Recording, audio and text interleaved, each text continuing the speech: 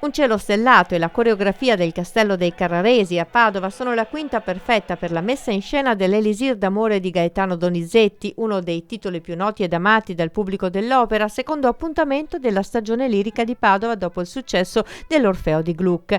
L'orchestra di Padova e del Veneto sarà guidata da Nicola Simoni, giovane direttore ma già affermato soprattutto nell'ambito dell'opera. Come giovane è il cast a cui è affidata l'interpretazione della storia, buffa e commovente, dell'umile contadino Nemorino, il tenore Giordano Luca, innamorato della ricca e capricciosa Adina, interpretata da Jessica Nuccio, al punto di ricorrere alla magia di Dulcamara, in questo caso il baritono Filippo Polinelli, per ottenerne le grazie.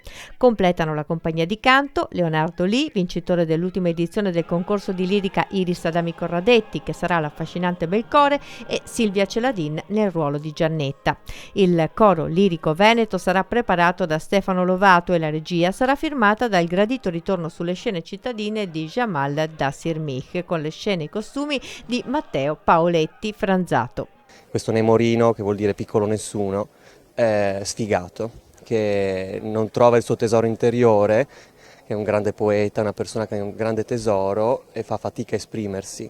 Adina invece, lei deve scendere un po' più dal piedistallo perché lei insegna agli altri come vivere, e quindi è la storia di questo viaggio che fanno queste due persone, l'uno dal basso verso l'alto e l'altra dall'alto verso il basso, e solo nello stesso punto mediano può essere un incontro tra i due. Le dipendenze, perché parla di questo l'opera.